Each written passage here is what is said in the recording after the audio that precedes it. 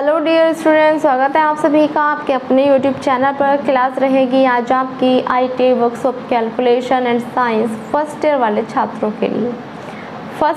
छात्रों के लिए जिसमें कि आपके बहुत ही इम्पोर्टेंट क्वेश्चन यहाँ रहेंगे।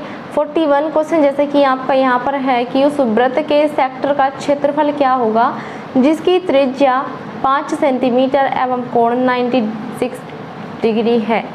यानी कि what is the area of A sector of a circle of radius 5 centimetre and it's angle is 96 degree.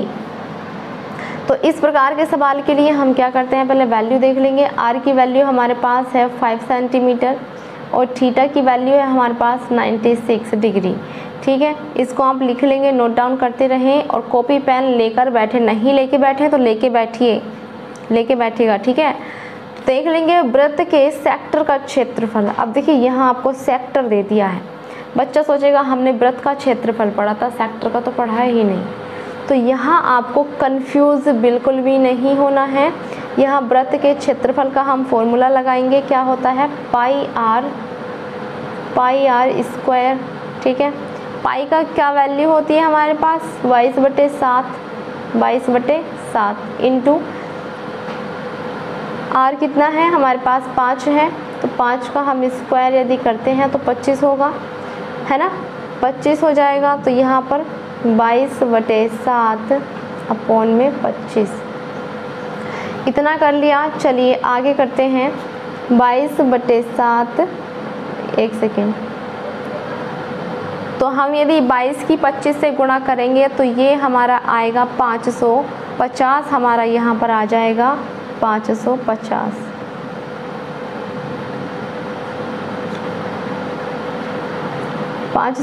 बटे 7 इंटू थीटा हम रखेंगे तो थीटा की वैल्यू क्या होती है, थीटा होता है हमारा 96 डिग्री था और 360 डिग्री करता।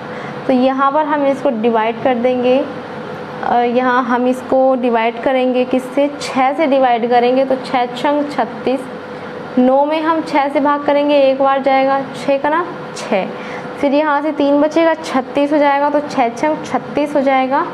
और इसकी हम यहाँ पर फिर से डिवाइड कर लेते हैं 2 से, 2 अट्ठे 16 और 2 तिया 6। ठीक है, तो 8/3 हमारा यहाँ आ गया, यानी कि हमारा क्या आया 55/7 इंटू 8/3। अब इसकी हम आपस में डिवाइड करेंगे और इसको जब हम काटेंगे, इससे आगे आप सॉल्यूशन कर लेना। ठीक है, तो यहाँ हमारा जो राइट आंसर आएगा, लगभग आपका आंसर आएगा यहाँ पर 20.93। ठीक है, 9495 भी आ सकता है, तो यहाँ इसके आसपास जो हमारा आंसर जाएगा ये बी ऑप्शन जाएगा। ठीक है, चलिए क्वेश्चन है हमारे पास 42 नंबर पूछा है कि what is the diagonal of a square plate whose side is 28 centimetre. यानी कि एक वर्गाकार प्लेट की भुजा 28 सेंटीमीटर है, उसका कर्ण कितना होगा। कर्ण कितना होगा, क्या है वर्गाकार है, वर्गाकार में जो चारों भुजाएं होती हैं वो बराबर होती हैं। ठीक है, यहाँ पूछा है हमसे कर्ण की बात की है, यानी कि ये हमसे पूछा है चारों भुजाएं बराबर होती हैं तो बराबर रहेंगी दोनों भुजाएं, है ना। अब यहाँ हमसे पूछा है कर्ण, तो यहाँ पर हम कोई पाइथागोरस प्रमेय का प्रयोग करेंगे कि x स्क्वायर बराबर 28 स्क्वायर प्लस 28 का स्क्वायर। ठीक है, चलिए x स्क्वायर हम यहाँ पर रखते हैं, तो यहाँ हम क्या करेंगे कि जो हमारा x स्क्वायर है, अब यहाँ से हम क्या करेंगे 2 कॉमन ले लेंगे, तो यहाँ क्या बचेगा 28 का स्क्वायर। ठीक है,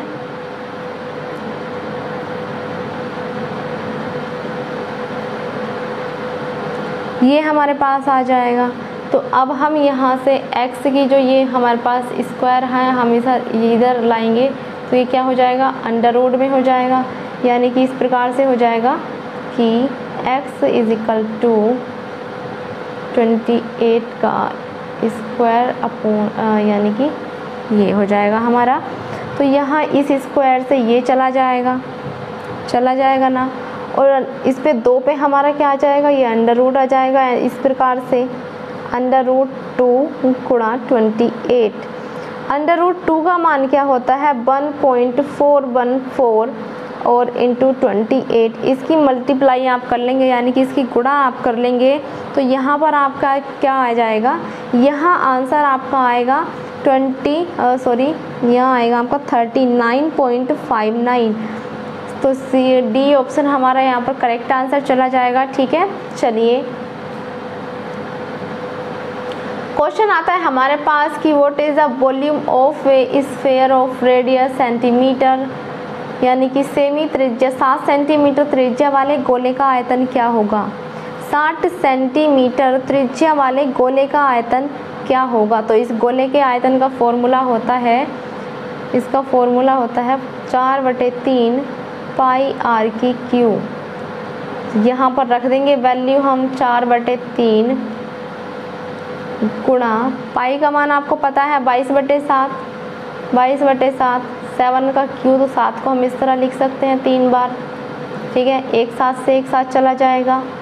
अब इसकी हम क्या करेंगे, गुणा कर लेंगे भाई, ऊपर वालों की ऊपर से कर लेंगे, नीचे वाले की नीचे से। तो नीचे हमारा तो 3 बचा है ना, तो हम 3 को नीचे ही रखेंगे, ये हमारा 3 आ गया। ऊपर हमारा क्या आया 7 8 4, इसकी हम गुणा करेंगे, फिर इसको यदि हम डिवाइड करते हैं तो ये आता है हमारे पास 1436 सेंटीमीटर स्क्वायर। ठीक है, यानी कि ए ऑप्शन हमारा यहाँ पर करेक्ट आंसर चला जाएगा। आगे बढ़ते हैं, चलिए देखिए इतनी कैलकुलेशन तो आपको आनी चाहिए। क्वेश्चन है हमारे पास 24, पूछा है आपसे कि what is the side of a square whose area is 625, यानी कि एक वर्ग की भुजा क्या होगी जिसका क्षेत्रफल 625 mm स्क्वायर है। तो भुजा क्या होती है, भुजा होती है आपकी भुजा का होल स्क्वायर। ठीक है, होल स्क्वायर। भुजा कितनी दी है 625।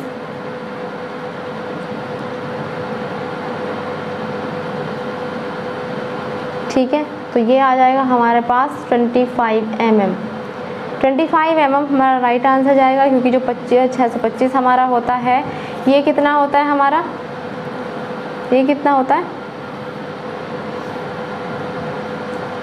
25 का वर्ग होता है। ठीक है, चलिए क्वेश्चन है 45, पूछा है आपसे कि 30 मीटर लंबाई, 20 मीटर चौड़ाई और 10 मीटर ऊंचाई वाले एक आयताकार टैंक का आयतन क्या होगा। तो इसमें क्या लगाएंगे हम कि लंबाई इंटू चौड़ाई इंटू ऊंचाई। ठीक है, तो यहाँ हमारा ये रहेगा। तो लंबाई कितनी दी है हमको 30 दी है, 30 हमारी लंबाई दी है, इंटू हमारे पास चौड़ाई है 20 मीटर और ऊंचाई है हमारे पास 10 मीटर। तो इसकी यदि हम गुणा करते हैं तो 3 दूनी 6 और 6 करना 6, 6 के आगे हमारे 3 जीरो आ जाएंगे। ठीक, तो यहाँ आ जाएगा हमारा 6000 मीटर का क्यूब। 6000 मीटर क्यूब, क्योंकि लंबाई भी मीटर में होती है, चौड़ाई भी मीटर में होती है, ऊंचाई भी मीटर में होती है। जब मीटर की मीटर से गुणा होगी फिर गुणा होगी तो क्यू आ जाएगा ना भाई। मीटर में एक घात थी, मीटर पे एक घात थी, गुणा हमने मीटर कर दिया, फिर मीटर कर दिया, एक एक इस पे है, और गुणा में घातें क्या होती हैं, जुड़ती हैं, तो मीटर की घात 3 हो जाएगी। ठीक है, चलिए क्वेश्चन है हमारे पास 46, पूछा है आपसे कि उस विषम भुज की त्रिकोण का परिमाप क्या होगा जिसकी भुजाओं की माप 40 mm, 20 mm व 28 mm है। तो यहाँ पर क्या हो जाएगा हमारा, ये प्लस हो जाएंगी 40 + 20 + 28। तो यहाँ पर क्या जाएगा हमारा 8 और 2 2 4 4 4 8, यानी कि 48 नहीं 88 हमारा यहाँ पर जाएगा। ठीक है, 88 mm हमारा यहाँ राइट आंसर चला जाएगा, सी ऑप्शन। चलिए आगे बढ़ते हैं।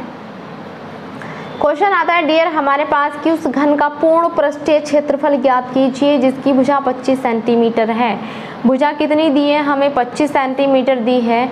तो घन का पूर्ण पृष्ठीय क्षेत्रफल क्या होता है हमारे पास, 6 की गुणा भुजा का स्क्वायर, यानी कि 6 × 625 6 गुणा 625, 25 का स्क्वायर क्या होगा 625 होगा।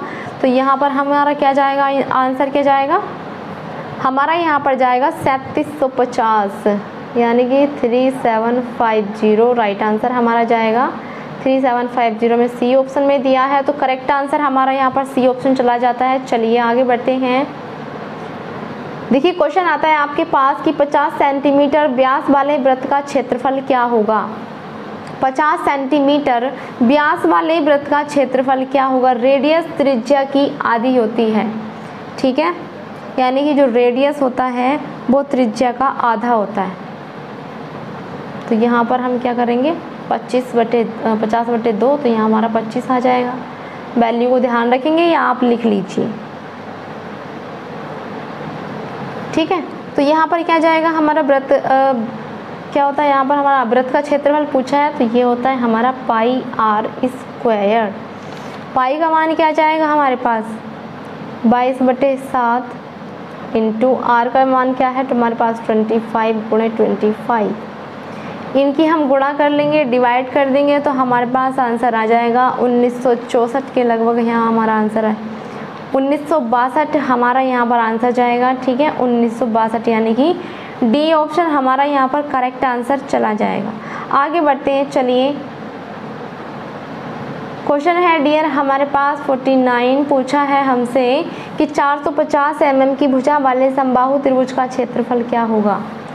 समबाहु त्रिभुज का क्षेत्रफल क्या होगा, तो इसके लिए एक फॉर्मूला होता है, इसके लिए फॉर्मूला होता है कि √3/4 इंटू भुजा का स्क्वायर, भुजा का स्क्वायर। अब देखिए इसे फॉर्मूले तो डियर आपको याद रखने पड़ेंगे, ठीक है भाई। चलिए कर लेते हैं। 450 हमें किस में दिया है, mm में दिया है।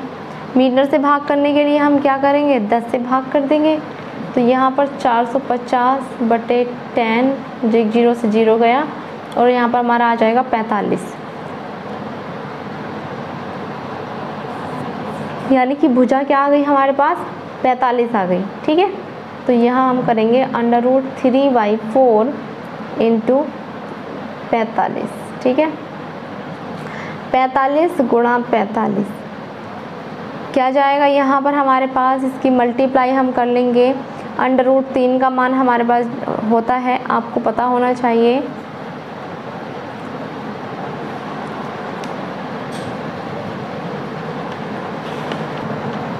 √3 का मान हमारे पास होता है 1.732।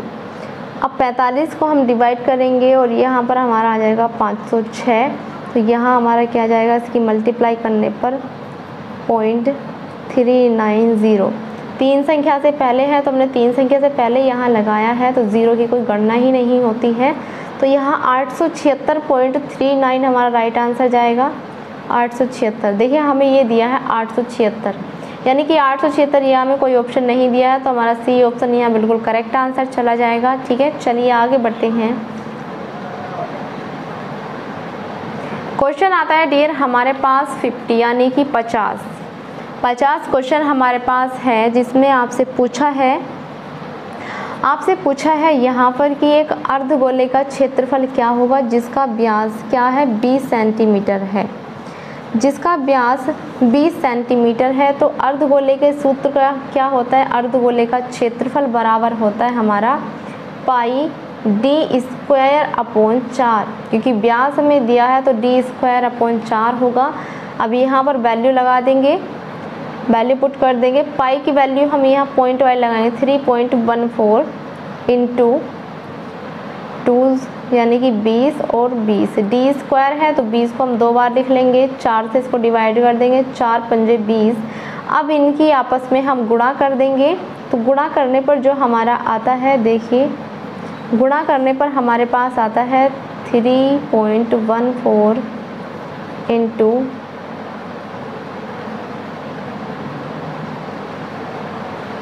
1 सेकेंड।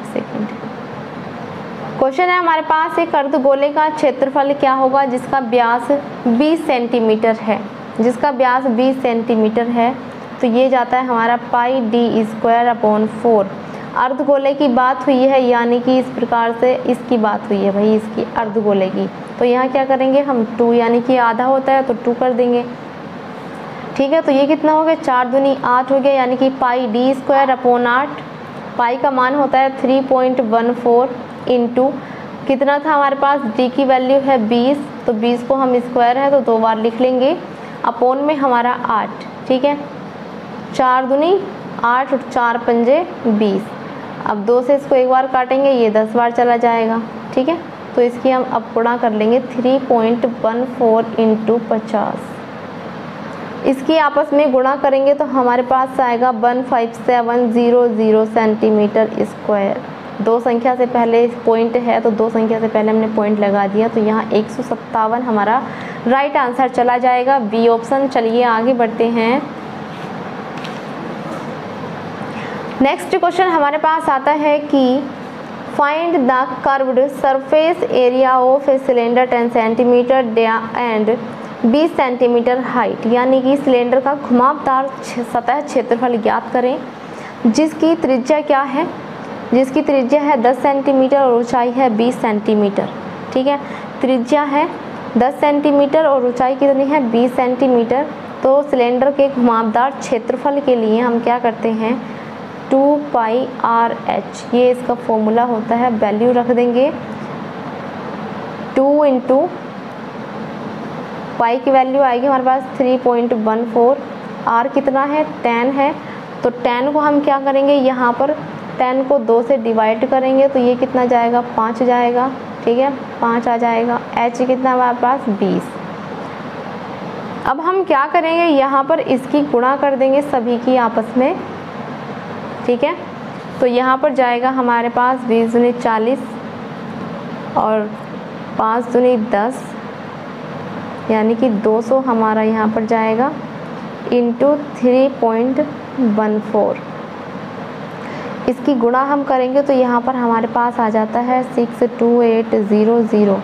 2 संख्या से पहले पॉइंट है तो यहाँ लगा देंगे भाई, यहाँ हमारा आंसर आ जाता है 628 मीटर स्क्वायर हमारा राइट आंसर यहाँ चला जाएगा, बी ऑप्शन। आगे बढ़ते हैं। चलिए आगे नेक्स्ट क्वेश्चन हमारे पास आता है कि उस सिलेंडर का पूर्ण पृष्ठीय क्षेत्रफल क्या है जिसकी त्रिज्या 2 मीटर और ऊंचाई 5 मीटर है। भाई त्रिज्या कितनी है 2 मीटर, ऊंचाई है यहाँ पर 5 मीटर। ठीक है, पृष्ठीय क्षेत्रफल, पूर्ण पृष्ठीय क्षेत्रफल की बात यहाँ पर की है, तो ये हमारा क्या होगा 2πRh, 2πRh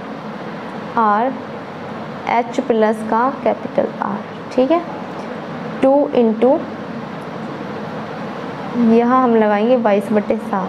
ठीक है, 22/7 गुणा त्रिज्या कितनी है 2 है, 2 आ जाएगा, 2 इंटू h कितना है हमारे पास 5 है और यहाँ पर r की वैल्यू 2 है, तो यहाँ क्या चला जाएगा, देखिए 2 गुणा बटे 22/7 गुणा 2 इंटू 7, यानी कि 5 और 2 7 होते हैं, तो 7 से 7 चला जाएगा और 2 दूनी 4 और यहाँ पर हमारा आ जाएगा 88 स्क्वायर मीटर। हमारा राइट आंसर जाएगा बी ऑप्शन।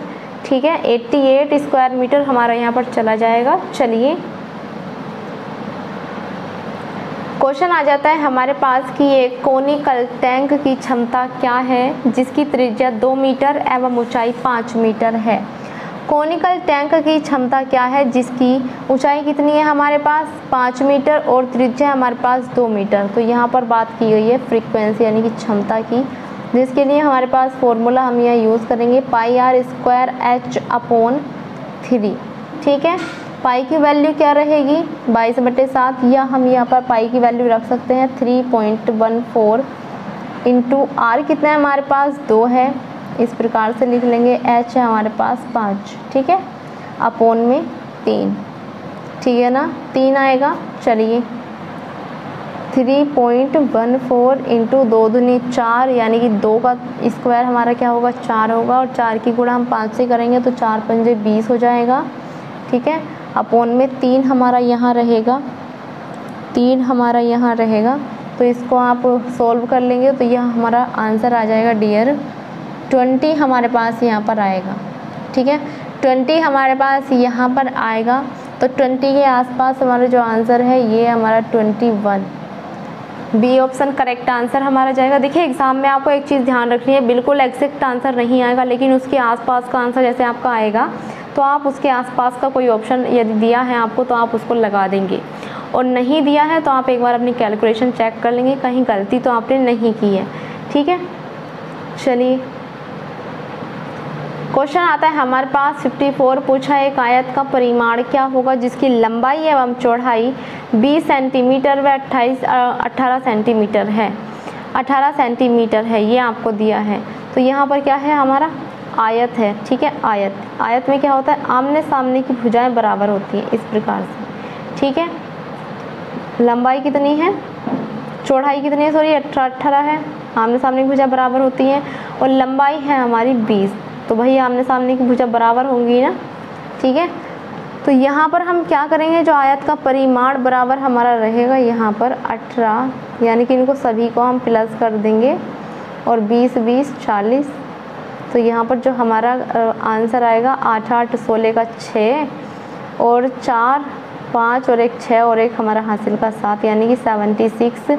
तो सी ऑप्शन यहाँ हमें करेक्ट आंसर दिया है। चलिए